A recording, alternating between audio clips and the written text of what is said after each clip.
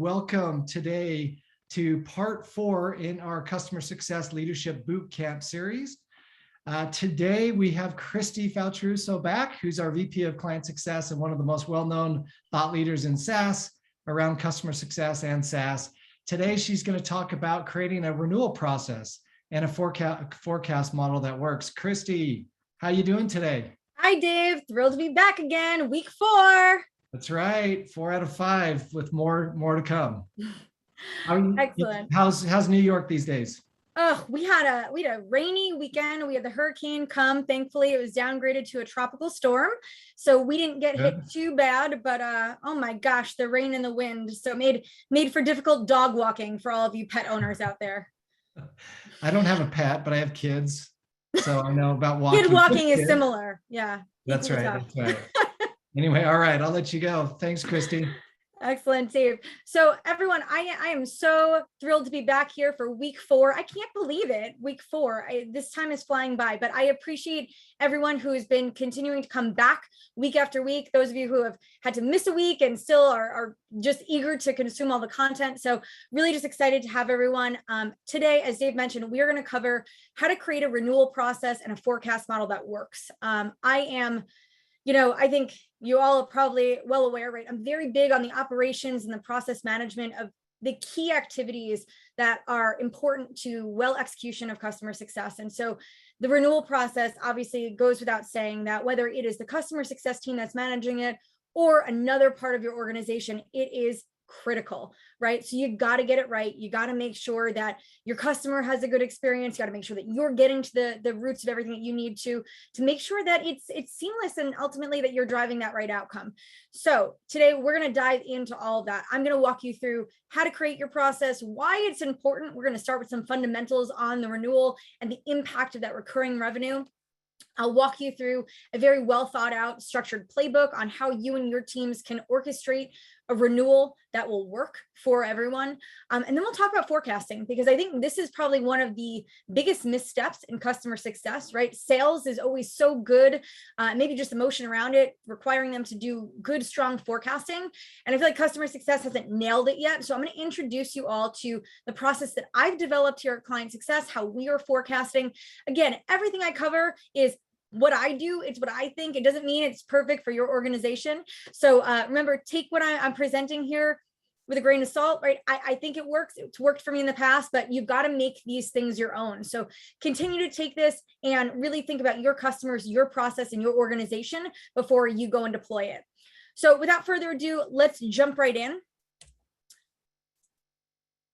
So the first thing I want to talk about is just obviously, I think this is one of those duh slides, right? Like, of course, Kristi, renewals are critical, but they support the lifetime value of a customer. And so for those of you who are privy to a lot of the organizational metrics that your business is managing, you're going to hear things like customer lifetime value. You're going to hear things like customer acquisition costs.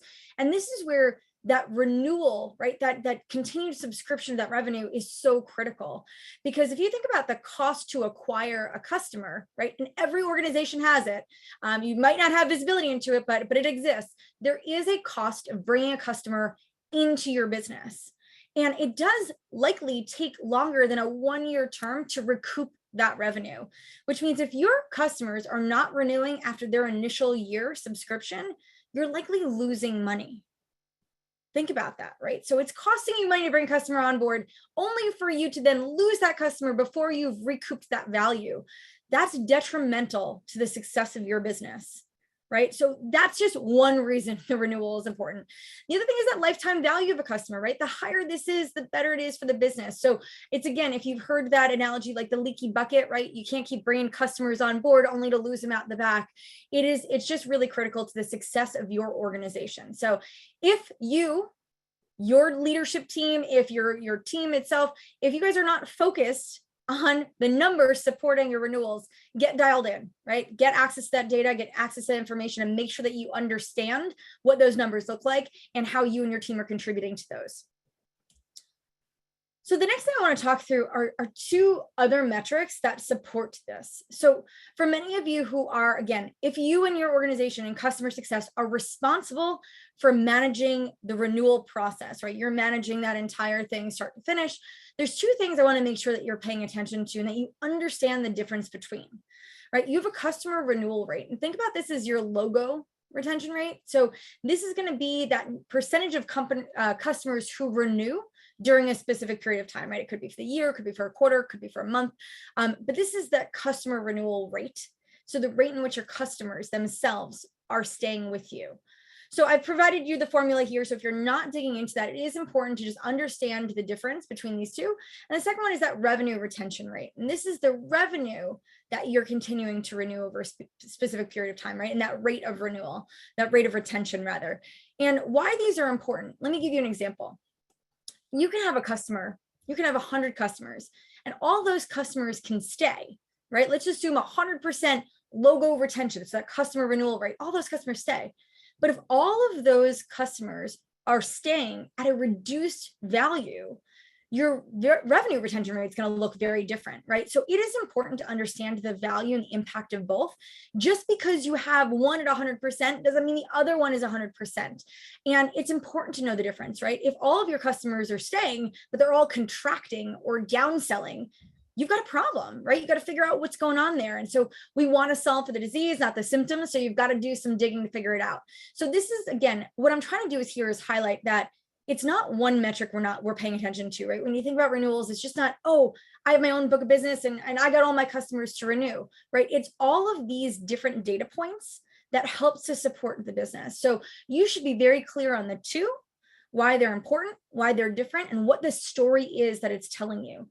Now, the other flip side of that coin, right? So I've told you if all of your customers stayed and the value decreased, right? That's not great. The same thing can happen in the adverse, right? So you can have 10% of your customers stay, but if all of them grew by like 10, 20x, you might actually show a greater revenue retention rate. But why are all those customers leaving, right? This is the importance of understanding the two. So if these are not two metrics that are part of your metric dashboard as a leader today, please go ahead and add them. The formulas are here, super easy to calculate. But again, you got to pay attention because each one is going to tell you something different about your business. Now, the other two metrics that, again, I'm going to go back to this. You're like, Kristi, what are these rudimentary slides you're showing us today? It's important, right? Because you've got to understand what happens to your business as a result of all this. So the second thing I want to just make sure that we're all aligned on is this gross revenue retention compared to the net revenue retention, right? Think about your gross as like your dollars that you have up for renewal and those same dollars staying with you later versus the dollars you have up for renewal and the ability to grow additional dollars. Right? So think about those pennies, then you're adding pennies, right? That's going to get you to your net of those original pennies. How many of those original pennies stay with you? That's your gross. So you got to understand the importance of these two metrics independently. Now, I know if you ask anybody today, what do you care most about? It's NRR, right? Everyone's like, oh, the net revenue retention. It is one metric, but that metric does not tell the entire story. So this goes back to that importance of you got to know what all of those key metrics are and pay attention to all of them because it's not just one. Now, I'm going to show you some visuals that Dave actually used in a recent presentation that I had the privilege of joining, and I stole these from him because they were so compelling visually to tell and support this story that I said, oh my gosh, they fit so beautifully into the narrative that I had prepared for today's conversation. So this is the first one, right? Looks awesome, right? This story is amazing, right? You've got, if you look at that NRR over time, right, you're growing that number. And so you've gone from 95 to 120%. That's a positive story, right? If you're only looking at that net revenue retention. Now, what if you start to unpack that and actually say, well, okay, what is that if I look at gross as well? Now, here's a story, right? And now seemingly, if you look at that NRR, it's positive, right? I've gotten from 95% to 120%. But when I look at the gross revenue retention, I'm actually declining, right? And so while that 120 is good, it's not great. It's not where we should be because we're seeing that gross decline. So what this is telling me is that either some of my customers are leaving or they're downselling at a rate much greater than we'd like them to be, right? It's declining over time. Now, what we do have the ability to do is to obviously grow those accounts, which is great that some of them are growing, but you've got to figure out what's happening with that gross. Now, imagine you just maintained your gross, right? So like, let's figure this is shooting about that 80, 90% target there on that left number scale there.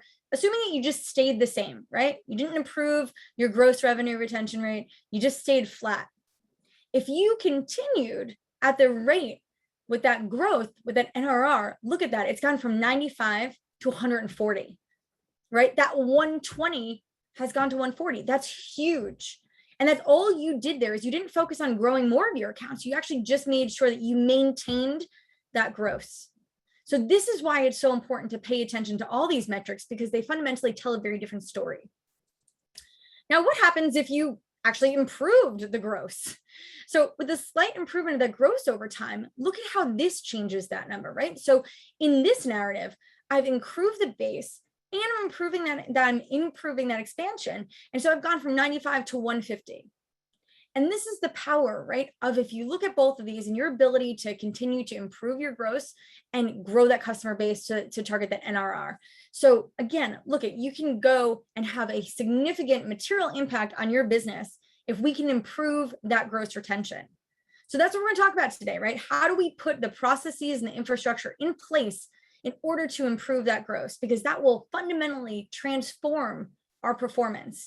And if you can continue to obviously grow your customer base, now this is that NRR goal that everyone's shooting for, right? If you can get to 150% NRR, that is pretty good.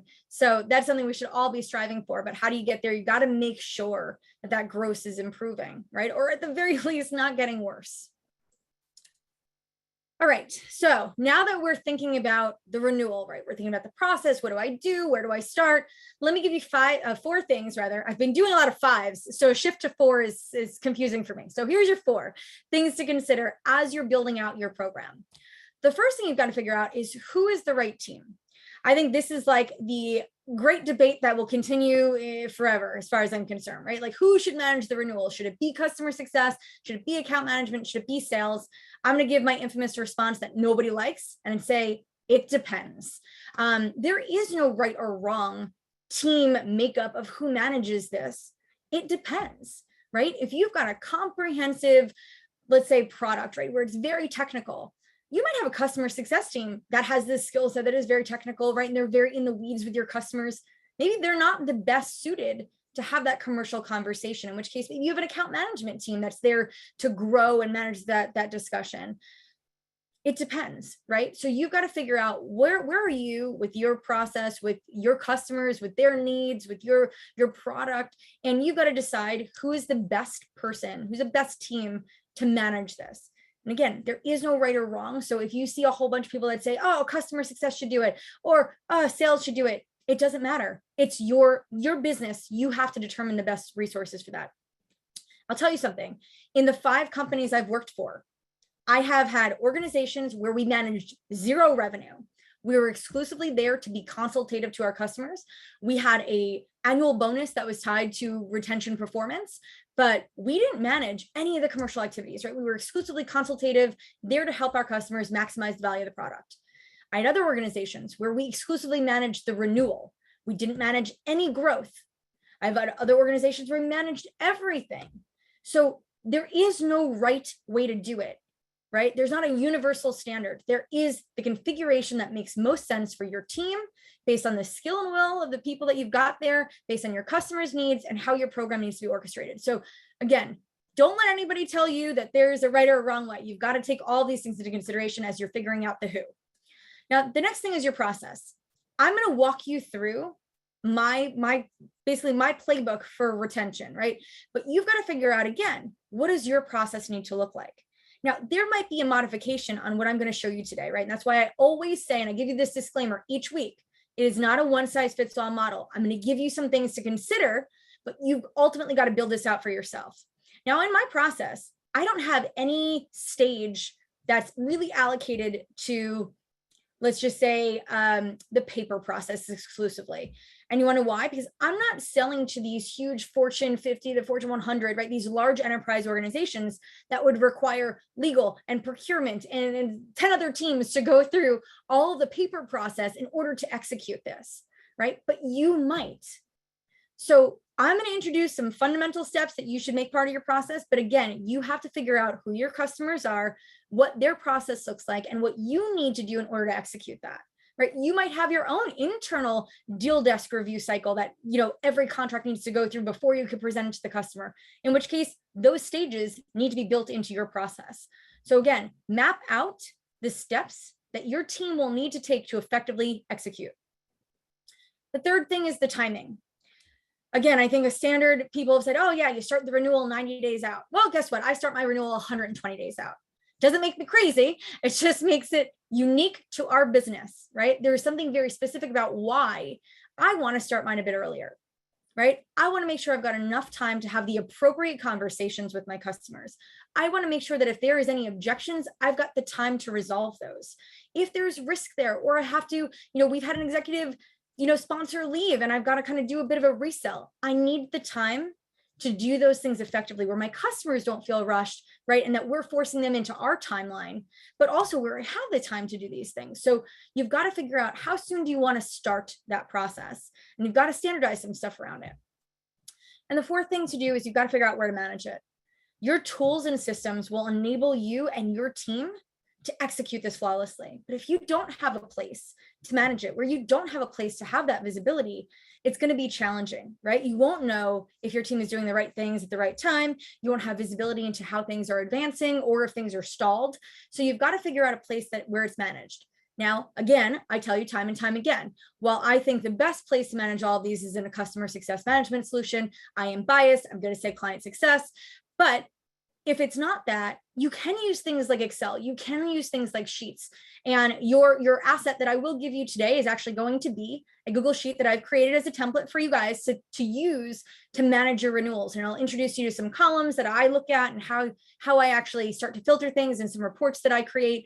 So it's going to give you that visibility in that template that I will share with you, but you've got to have a place to store and consolidate all that information, right? So you can execute it efficiently. So those are the four things I'm going to say before you start anywhere. Consider these four elements. So now let's go into my renewal playbook, right? Like I said, there are specific tasks and activities that I like my team to follow. Again, this might not be your process. It might look slightly modified, or you might say, you know what, Kristi, you nailed it, and this is perfect. Whatever you decide, these are important to me, and I'm going to explain to you why. So the first thing I have my team do in the renewal playbook is I have them research. Now, it's not just researching the customer, right? Because we should already know who the customer is and the space they play in, but this is important for us to understand, what does their previous contract look like? What are the unique elements of it, right? Did they have a special MSA? Did they remove the auto renew? Was there a certain out clause I have to be cognizant of? I need to go and look at how my customers are using the product, right? If I don't remember it exactly, and say, great, do they have strong adoption? Is there not strong adoption? What does their license consumption look like, right? Are they using all their licenses? And that's great. Maybe there's an opportunity for upsell, or maybe they're not using them all and I should be considering some downsell, right? You got to do your research. So know everything there is to know about your customer, from how they're using their product, how they're engaging with you, what's happening with their people in the organization. I always like to do a nice little LinkedIn gut check periodically and just go and look at everyone and make sure everyone's in the roles that they were before, that there's no significant changes we haven't accounted for. So whatever your research looks like, it's just want to be prepared, right? You don't want to go into this blind. The second thing, if you're an organization where an auto renew is part of your MSA, which I do believe in a bit of organization, especially in SaaS, this is not an uncommon thing, right? But how you use it is very special. I've seen a lot of companies that on auto renews, they will say, you know what, we're not going to talk to our customer until after the auto renew date, just to secure the renewal, right? We don't want them to have an easy out. I will tell you, having had to execute that strategy under other leaders, it doesn't work. Even if you get the renewal in, you've got a very unhappy customer, right? Especially if their intention was not to renew. And so I think how you manage this is going to impact how you're perceived by your customer, even if they did want to or intend to renew. So I'm a big fan of being transparent, right? And this is all about that customer experience and sharing that information up front with them. So what I ask my team to do is, one, they have to make sure they're aware. Is there an auto renew in their contract? Does the timeline deviate from our standard, right? So typically it's 30-day auto renewal, right? Which is 30 days prior to their renewal date, which would tell you like, X amount of days prior to that, they've got to let you know if they don't want to renew. But sometimes you might have a 60-day or it might be, different. So you've got to make sure you understand what that looks like, if it's there, and then you've got to make sure you're sharing that and being transparent with your customer. So our initial outreach also includes a notification that, hey, Mr. Customer, we are looking to schedule some time to meet. And this brings us to point 3. So I'll lean into this one, but it's time to engage on that renewal, start the conversation. But we also want to be transparent and say, here's what we're looking to discuss, right? Here's this renewal. Also want to make you aware, you do have an auto renew clause in your contract, in your MSA. And this would suggest that you need to notify us by X date. If not, you will auto renew. And here's what the components of that auto renewal will look like. Let them determine whether or not they want to just allow that to go through. And that's great. Less paperwork. Yay. Otherwise, allow them to make the decision, right?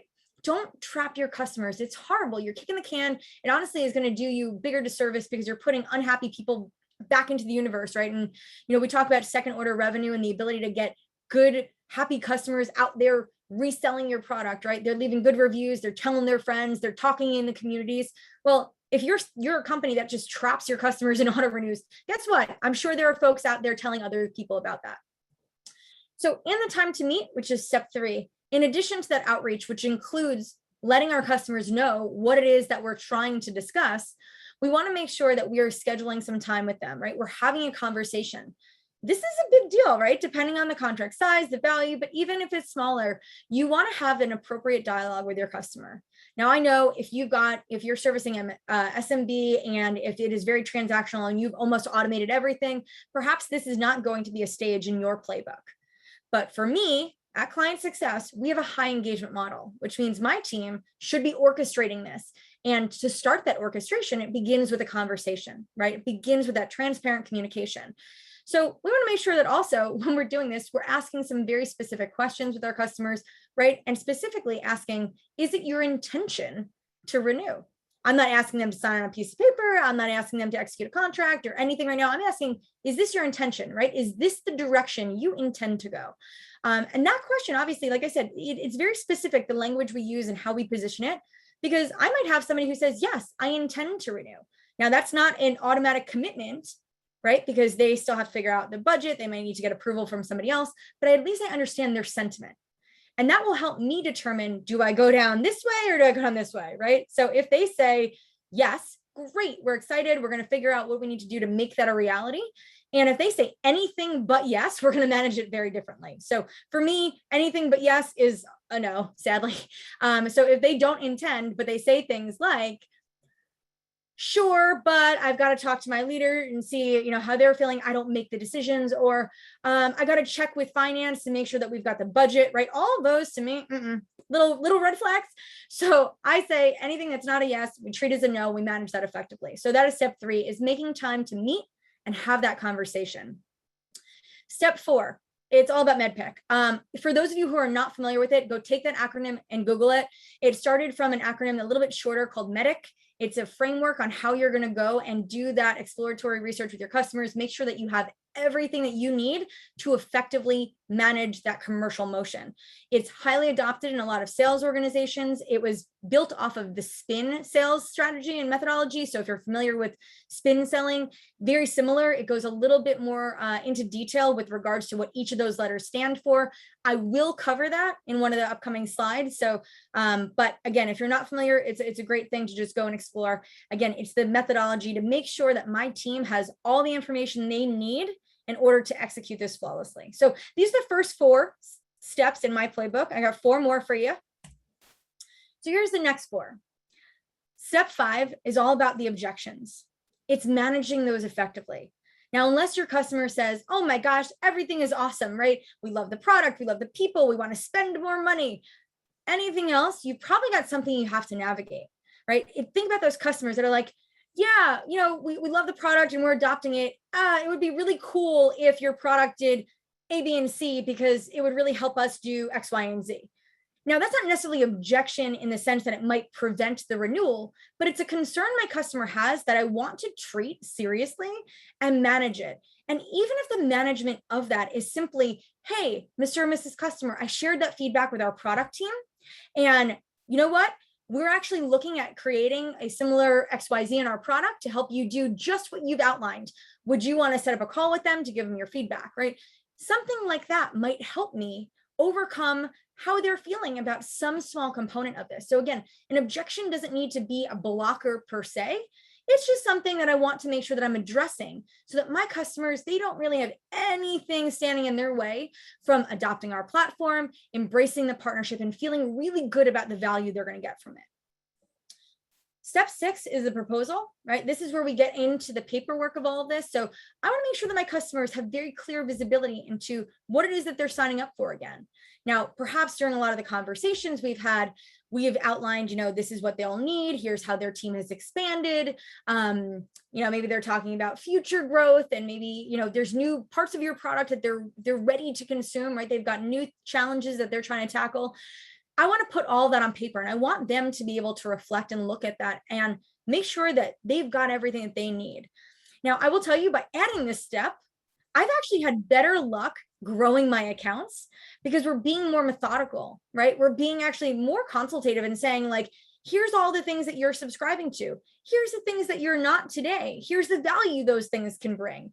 And when I package it up the right way and ship it over to an executive, I'll tell you, more often than not, my executives are now seeing things that they didn't even know that we could do, right? Because it's plain black and white in front of them, which says, here's what you have, here's what you don't have, here's how you're using this, here's what you could be doing with this, right? Like, so it's giving them that hope of like, wow, here's what's possible. And I love that like narrative of possibility. That's what your customers buy into.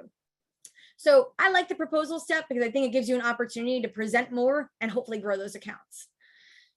Step 7 is review, right? I want to make sure that all the information that my customers have shared with me to this point, that I've crossed every T and dotted every I.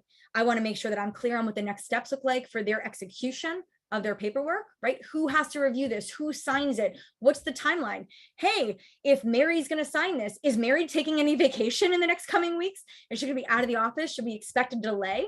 If procurement has to review it, what is the typical procurement review timeline, right? What does their queue look like? Do you have a lot of renewals, or is there a lot in their queue right now? So again, when I review, it's not just, great, are we good? This proposal, yes, this is what you want.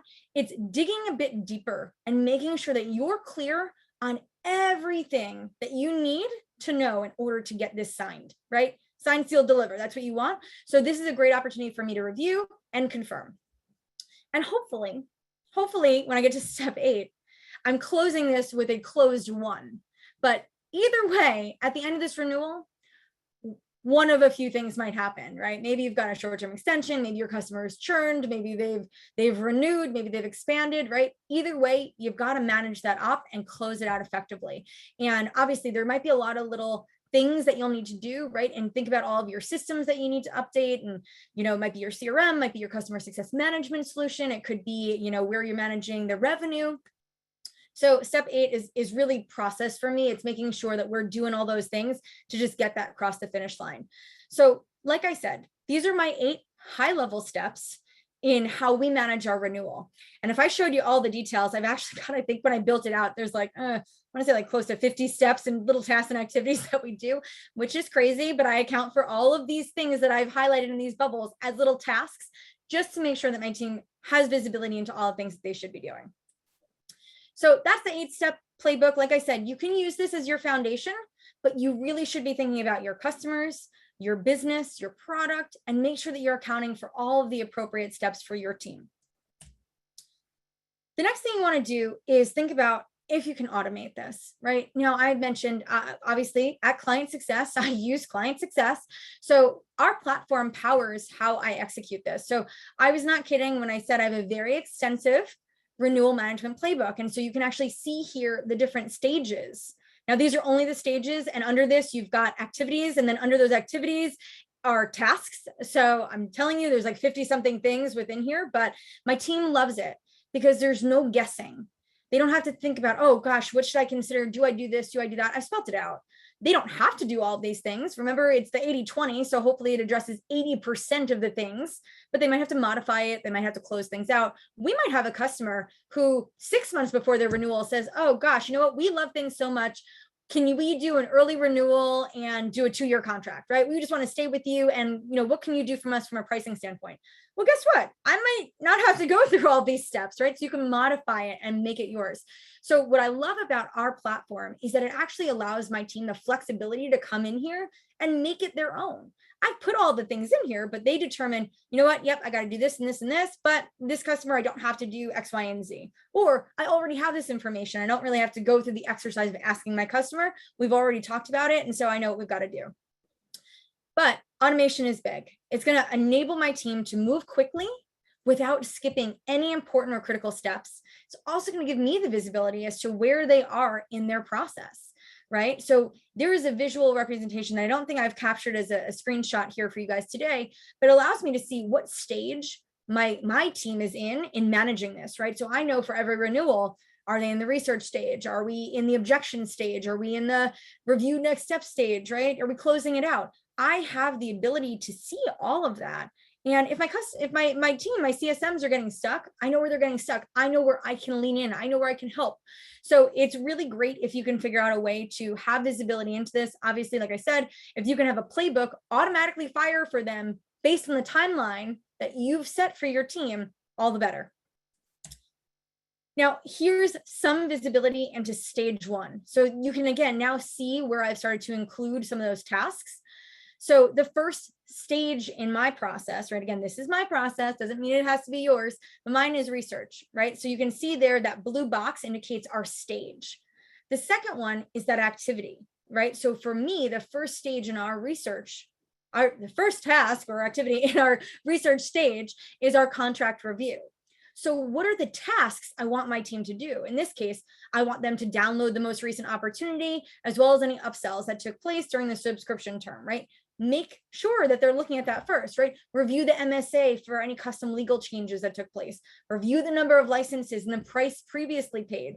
Reference the rate card, note the discount, right? So it's important to just make sure that your team, you're giving them this thing that's going to help guide them, right? Because when you have a lot of customers, or even if you don't have that many, sometimes you forget, right? We are all human, and I'm sure we've all misstepped once or twice. So I give this to my team, not because I'm micromanaging or being so overly prescriptive, but it's a guide for them. It's like, don't forget, do these things.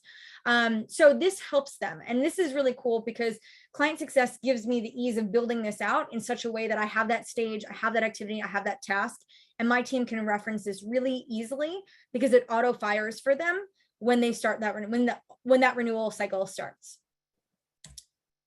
Okay, now we covered a lot on the renewals, and I am trying to watch the clock here. And even though I'm a fast talker, we are at 38. So I've got to be careful, and we're going to try to get through all the forecast stuff as quickly as possible, as quickly as I can do it, I guess. Maybe not that quick. I could probably do it pretty quickly. All right. So the second part of today's conversation is on forecasting. So elements of an opportunity. I say that there are really 4 components, the way that I've structured this in order to effectively and accurately manage an opportunity so that I can forecast that revenue, right? I can share with my leadership team. I have visibility, my team has visibility. And this is just really critical. So the first thing is making sure that you have the appropriate stages configured. Now, again, even if you're not using a customer success management software like ClientSuccess or CRM, you can use Excel. And like I said, I will share a template with you that I've even got some pre-populated like fields that you can just drop down really easy. So it's pretty neat. You can clone it. So if you don't have a system in place today, you can use that as a starting place or a guide to help you figure out how do you really gain the right visibility here. So first is the stages in which you're managing that opportunity. The second is the forecast, right? How are you forecasting this opportunity internally? And I'll show you my forecast categories. The next is going to be your probability, right? What is the probability, the percent that you would say this opportunity is going to come in? And that fourth one is MedPick. Now, again, I talked about this as part of my renewal management process, but I also use this as part of that opportunity because knowing these things is going to impact my ability to successfully close out this op. So let's break down each of them. Again, these are the stages that I've created. This is how we talk about these things internally. So I've got a few stages here. The first is initial outreach, right? This is the stage, almost kind of think about it as like the opportunity has a little mini journey that is separate than the customer journey, right? This is my opportunity journey, I think is the best way to introduce stages if you're not familiar with the concept. So the first one is initial outreach, right? This is that we've contacted our customer, notified them, we're scheduling a call to get their feedback, right? To understand their intention. So when my customer success managers are managing their ops, they go to stage one, right? We've reached out to the customer, we're having this conversation. The second stage is consideration. And this stage is customers considering their options to renew the subscription. This isn't a bad thing, right? Sometimes this requires internal conversations. And so it's just them making sure that they've got everything they need to consider whether they're going to move forward. The next one is overcoming objections. As I mentioned, right, it's not uncommon that you might have something you're navigating, right, internally with your customer. So for that third stage, and you can skip a stage if it's not relevant, right? So you just got to move it along. But if we are trying to overcome objections, right, there's some blocker or some challenge or something that we're navigating, they're going to move it to that third stage of managing objections, where we're managing the objections, preventing them from moving forward, right? And this could be a tiny little thing. It could be something much bigger. You got to go through that step. That next one is contract review. This is where my customer ultimately has either they have a DocuSign in front of them, they've got the proposal in front of them, they are reviewing what we have put in front of them. So they have visibility. They're just, this is our almost last step before closing it out, which means we've got signature, which brings me to that next stage, which is one. Yay! So I hope for all of you, you have the most customers in that closed one stage, but this cannot be moved to one until you've got that contract signed, sealed, delivered, right? So this is not, oh, we intend to renew, or yeah, we've got an email that says they want to renew. No. Sign, seal, deliver. So whatever your organization requires to close out an op, that's what you got to get to for that closed one. Now, of course, we have to talk about the sad outcomes. And so I also have a stage called churning, which is different than churned, right? Churned is just like one, right? Like it's that opposite. So churned is like closed, lost, customers churned, right? They're done. The op is closed out. We're past the renewal date. It's dead, sad. The other one there that I have is churning. Now we use this stage, sadly, if a customer has proactively or even early in the renewal process has communicated their intention to not continue the partnership, right? So has said, you know what, I know our renewal is a couple months out, we're not going to be continuing. So we move that to churning because that is the future state that they will churn, but we're not at that renewal date yet, right? So I can't churn something out and close it until we hit that date because they are still in an active contract. So churning is my forecasted state that they eventually will close out, sadly. So those are my stages. Again, you're going to figure out your stages. You're going to figure out your vernacular. In fact, what I encourage you to do is go check out what your sales team is using, right? Go look at their language, go look at their stages and see. Now, I'll tell you, it's not going to be apples to apples. It's going to be a little bit of a different stage management process, but maybe at least some of the language that they're using, you can use as well. So that way there's not so much of a difference in how we're talking about it internally. The next thing is mapping out the forecast. So I've got a couple forecast types that we use here. First one, sad churn, right? This is customer has committed to churn, so there's no path forward. So when I forecast this, I'm forecasting this at a 0% probability. Now, what this helps me do is actually configure the math. Right? So think about it. If I add up all of the revenue and I've got a whole bunch at 0%, it basically forecasts those numbers out. So I can actually get to a high likelihood of accuracy with what that revenue will look like at the end of that period, right? So whether you're managing these things monthly, quarterly, annually, I want to be able to know what the exact dollar amount of revenue is that I will be keeping or bringing in. And so these forecasts allow me to start to build out that probability model to get to that number.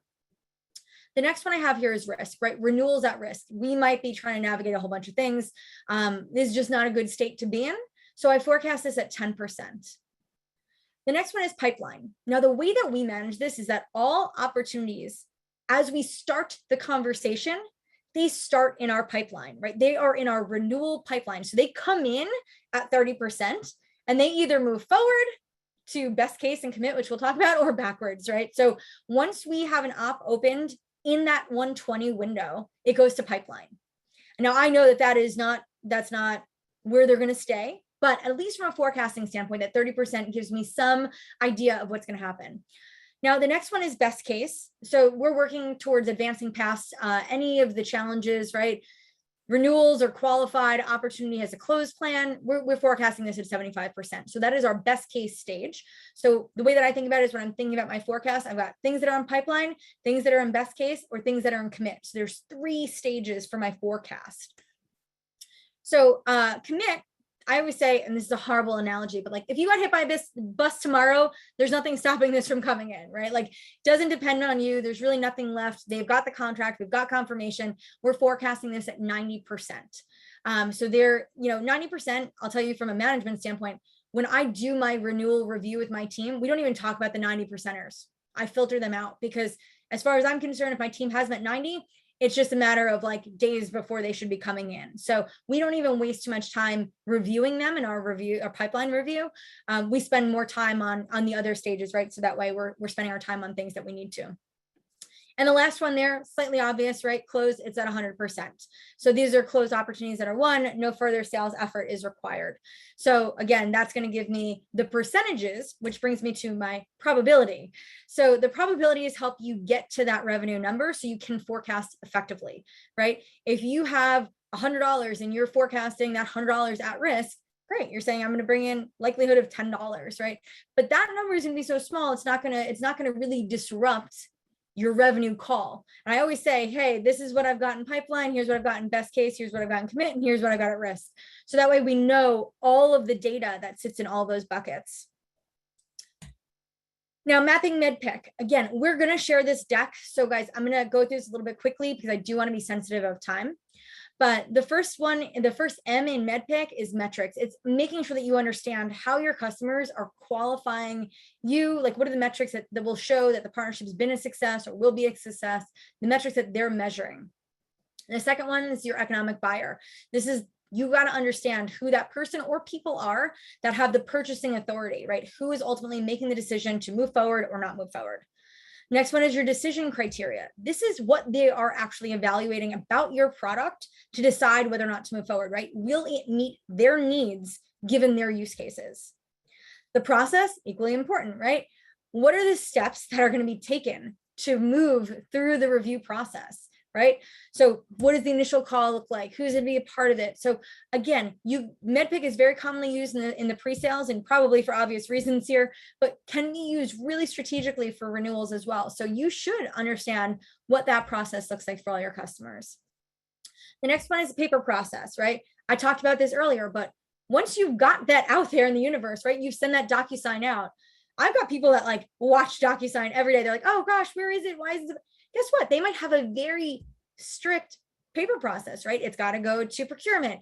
It's got to go to security. It's got to go to legal. It's got to go to the exec buyer, right? You might have 5 different groups of people that have to review just the paper alone. Otherwise, I mean, listen, I've worked with customers who are like, yep, nope, you send it to the POC. They're like, nope, I have signing authority. And that's their process for the paper. So it's going to look different. You got to know what that looks like so you can set proper expectations and manage it accordingly. The next one is identifying the pain, right? You've got to understand what is your product solving for your customer, right? What is the pain that you're hopefully going to make go away? And so being able to include that in your conversation, in your talk track, documenting it for your customers, it's really, really critical. The next one here is knowing who your champion is. Please do not confuse the champion with your main point of contact, right? I always say if you need a visual, your champion, imagine them holding up a big sign with your logo on it, running up and down the hall, screaming your name, right? Like they're your internal salesperson. They are there selling your product and the partnership behind closed doors. That's a champion. Right? Your champion is not just the person you work with. And please don't use those two exchangeably because they don't. Your champion is your internal contact who's selling your product on your behalf, right? Your champion. And the last thing you need to make sure that you know is competition. Now, I always say competition is not just a competitive solution. It's anything that's competing for your budget. Could be people, it could be, I'm going to build versus buy. I'm going to look at your competitive solution. I'm going to use a different type of solution. Competition doesn't need to be a standard competitor. You have to understand who and what you are competing with. And it's sometimes not obvious. So you have to understand what that might look like. So what I am going to share with you, like I said, is I did build you all a template that will be easy for you to use. And I've pre-populated some drop-down fields that you can copy to start to modify and use. But here's an example of what might be included there, right? You can go and add the account name, who the owner is, your renewal date, the ARR, the term length, opportunity name, opportunity owner, the stage, right? We talked about my stages, my forecasts are in there, my probabilities are in there, and a place to add notes. So if you don't have a system like ClientSuccess, or you don't have a CRM, right? You need to track these renewals, and you need to make sure that you have everything accurate and current at all times in order to successfully forecast. So I'm going to share this template with you. It's got a couple other cool elements to it as well, but will help you guys get started. So key takeaways. I did this last week, and I want to walk through 5 key takeaways, going back to my standard 5. First, determine who in your organization is best equipped to manage the renewal. Right, align on that. It does not need to be customer success. It absolutely can be customer success. Don't let any industry or community poll, whatever, tell you who should do what. Determine it for your business. 2, establish your renewal management timeline. Figure out when do you want to start it? Why do you want to start at that timeline? Please do not start it at 120 because Kristi said start at 120. Make sure that your timeline matches very specific reasons for your business. 3, map out your renewal process for your team, right? And clearly communicate the steps required. 4, ensure proper visibility. I cannot stress this enough. Make sure that everyone has visibility into this. Do not be the gatekeeper. I will always talk about democratization of data. Give everyone who needs it visibility into what's happening. And number 5, track those renewal opportunities. Make sure that if it's not in your customer success platform, you've got it in your CRM, it's in something, it's in Excel, it's in Sheets. You need the visibility. You have to be able to manage it. So if you don't, use my tracker, get something started, and then figure out what systems you can use to power that in the future. Whew. And with 8 minutes remaining, we've got that much time for Q&A. So I'm going to stop sharing my screen. Hopefully I didn't go too fast, but there we go. There we have it. All right. Great stuff as usual, Kristi. We've got several questions. How much? We've got eight minutes. So 8 minutes. I was going to ask you, so we're going to go through a couple. Would you be open to experiment with live question? Yeah. Okay. So let's try this. We're going to experiment today. If any of you have a live question that you would like to ask, raise your hand using the hand waving thing. The only thing we ask is that you keep it on topic about renewals and renewal management. If you keep it on topic, we would love to invite you to do it. But let's take a couple questions that were submitted. One is, let's see, recommendations from Jim. How you doing, Jim? Jim Jones, we know. Hi, Jim. Any recommendations on tracking root causes around churn? In roles past, I've tracked why customers churn to look for things that we might need to improve as a company. Just wondering your thoughts on this. I have a lot of thoughts, but Kristi, oh my gosh, I have so I'll many share thoughts. mine too. Hopefully ours are similar, because I'd hate for that to be a surprise for us. So I think customers churn 2 reasons, right? They're not getting value from your product and they're having poor experience. Maybe the third is going to be state of the business, right? The pandemic, nobody could have anticipated that. A lot of businesses went out of business. M&A is part of that. But I like to say that there's 3 core reasons. As a result of those things, they may go look at your competitors, right? So competitive is not a reason they leave. It's what happens as a result of them deciding that you're not providing what they want. So what I will say in terms of tracking that, again, I'm going to talk about our product because that's what we use. ClientSuccess gives us the ability to track all that. So we've got 2 different reason codes, Jim. We have the ability to do risk reasons and also success reasons, right? So I know why my customers stay and I know why my customers leave. And we have the ability to customize that and add all these layers of granularity. So I know if it's attributed to something like our relationship with our customer, or if it's due to their state of the business, right? So maybe they got rid of their customer success team, sadly. So we track all of that in there, and I'm happy to share with you, Jim, some of the reasons that we're tracking, but everything for us is at that level, at the op level in ClientSuccess.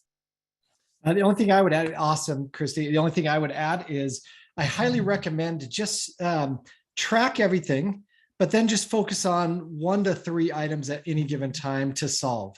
So once you have your list of the top reasons for churn, pick 1 or 2 items and then engage the entire business to solve those problems, get that reason code off your plate, solve those problems, and then move on and find the next ones. Don't try to boil the ocean in that regard.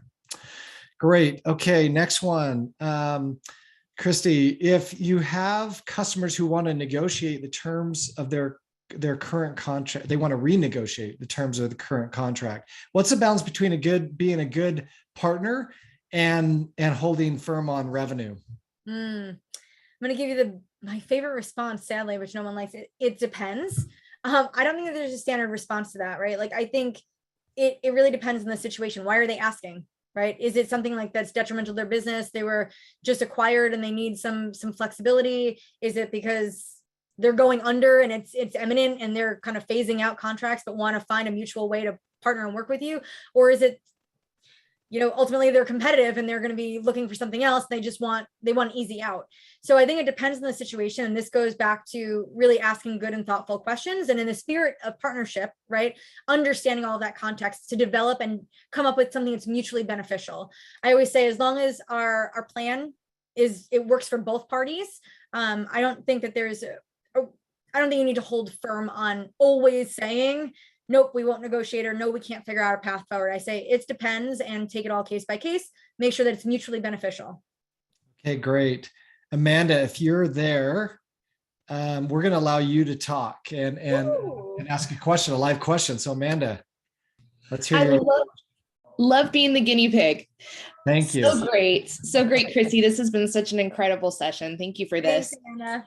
I have a question for you. So we are finding that even though we are pursuing renewal conversations about 120 days out, we are still finding that a lot of clients are trying to push final decisions either right up to that deadline of the renewal contract date or past. So my question for you is, how long do you chase the dream past that renewal contract date before you call it an official churn? Oh gosh, I want to give you like a very small window, like ideally no more than like 3 days. You've got to hold firm on it, right? Like, I think it's part of the process. You're in a commercial relationship. Why should you as an organization be giving your customers something that they're not paying for? I understand there are, again, I'm gonna give you it depends, right? Like maybe the executive sponsor had a death in the family, sadly, right? I have to use worst case scenarios, but they can't sign the contract because they're not available. Well, gosh, what kind of person would I be if I couldn't be flexible to say, you know what? Absolutely, we're happy to extend the terms, right? So I hate to always give it depends, but in a lot of these scenarios, Amanda, it does depend. So I say create an 80-20 policy that says to your customer success team, hey, we've got to lock these things down no later than 3 days past, or whatever your agreed upon window is with your leadership team. Please do not make this decision in a silo. Get your leadership bought into what is an appropriate and acceptable window buffer. Hold firm on that then, right? At least 80% of the time. If it's a good enough reason to extend beyond, you can do that. But, obviously as a policy, come up with something that makes sense for your business. Thanks so much. Absolutely. Thanks for participating in this live Q&A. We'll try it more. We've got just 2 minutes. Should we do one more question? One more. Okay. You want live or? Let's do live. I like. All right. Let's have Jordan. Jordan, are you still there? Yep. Still here. Hey, let's have you chat. I was looking for some. Oh, Jordan, you went on mute. Come back. There we go. There you are. Was looking around best practices for checking competition within an account. Like, how often, what settings? Would love to hear your thoughts around that. That's a great point. So I worked, most of the companies I've worked for have been in very competitive markets.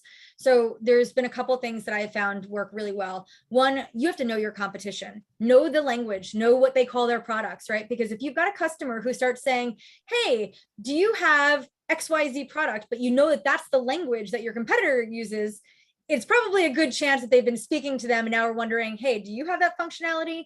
So my first point, know your competition, know the language that they use to describe their products, their feature set, and maybe the outcomes that they're helping generate. So that would be my first point, is listen for those flags and then manage accordingly. I like that. Yeah, that's a big one. It does require a lot of research, but if you've got a good marketing team, maybe they can help you. We had one of my companies, I actually was the competitive lead. So any renewal that was competitive, I had to help manage with our CSM. So know your competition is the first thing. Second, I would say is ask the questions, honestly. Like we used to ask competitive questions quarterly, and it would be something as simple as, hey, we know that there is a lot of solutions in the market. We're not blind to that. At this point, are you considering looking at anything else? Is there anything that's like caught your attention, right? So you can ask leading questions and see where they're at. Again, we're in a partnership, but I don't think we should be afraid to ask questions like that. And obviously also not be afraid of what the response is going to be. So we used to ask the questions very intently, and it was every quarter. And my third thing would say is honestly, just pay attention to things like community, LinkedIn, watch how people are engaging, who they're connecting with, what they're talking about, who they may be asking questions to. I have found a lot of interesting outcomes as a result of just keeping my pulse on my customers and how they're engaging. So that would be my third piece of advice. Thank you so much. You got it, Jordan. Thanks for the question. All right. I think that's it. Thank you, everybody, for joining again. We are always honored to host you. Kristi just brings the energy and the knowledge every week. We love the energy and excitement that comes from all of you. So remember, next week, same time, same place, will be the 5th one for this month. And then our webinars will continue on. We will start to engage other hosts, great thought leaders. Bring back a series later on. So thanks for coming.